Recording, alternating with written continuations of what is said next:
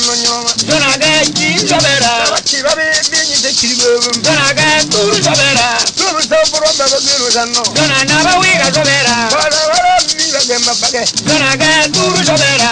Na zo mo nyin tawo kora. Dona na ba ku ga sobera. An ko dole ba ana buba ya. Dona ga turu sobera. Lafiya jine da wako. Dona na ba zo ku sobera. Sai da wako. Dona ga turu sobera. Diba ba wo nyin dum baga. Dona na ba ku sobera. Lai. Dona ga turu sobera. Lai. Dona na ba ti ba sobera. Konkur sonno gorawo. Dona ga turu sobera. Dum mo le ngam nyam lo nyam dum. Dona ga mi wo sobera. Ango tele sijir mo gunsul. Dona ga turu sobera. Ka chikere kerin go tamanga. Dona na ba tere ga sobera. Alo gando wuje la ganno nyo. Dona ga turu sobera. Nazo go nyin tapona wuyu mille. Dona na ba buru ga sobera. Rara nyin tapona wuyu mille. Dona ga turu sobera. Nor wi nyin tapona wuyu mille. Dona ga turu sobera. Ka tire nyin tapona wuyu mille. Dona ga turu sobera. Ajan to sana bakibam. Dona ga bawira sobera. Wa mongonya abin nongota. Dona ga turu sobera. Dona yo yara mi ba gemba ba. Dona ga turu sobera. Mi ba yanyin la jinnan chere. Dona ga bawira sobera. Mi ba solo la jinnan chere. Dona ga turu sobera. Ay wuyu la yo de troka karama menga. Dona ga tala sobera. Nazor wuje le zan manyam. Dona ga turu sobera. Singala na wore. Dona ga turu sobera. Gamanya na wore. Dona ga bawira sobera. Zara yo de troka barma menga. Dona ga tambrega sobera. Dai ba be pananya su koda. Dona ga turu sobera. Ji ba be dum do ka min mai. Dona ga turu sobera. Wo do kama ge wo bombang pa. Dona ga turu sobera. Wo do kama ge wo zuro ya shi. Dona ga bawira sobera. Wo di pindu wo ya ba bolen de gai. Dona ga turu sobera. Ko kan kabar zanno. Dona ga turu sobera. Wai.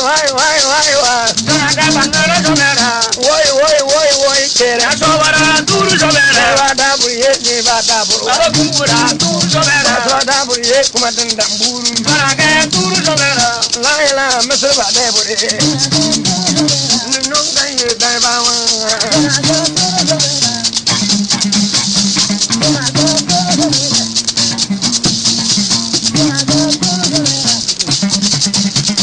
Dona ga bajayi sobera.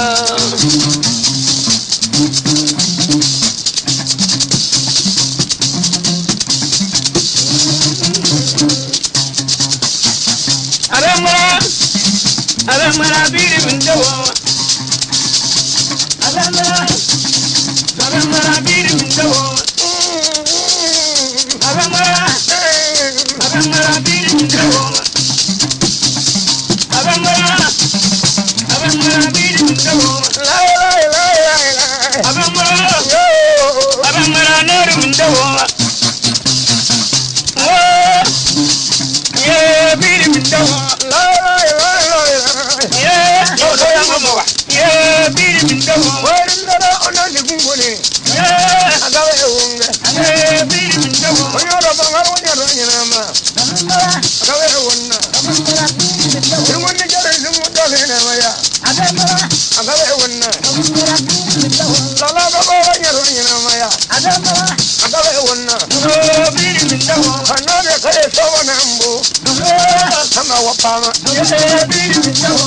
La gungo ban pada. Dunya da buri. Biri mindawo.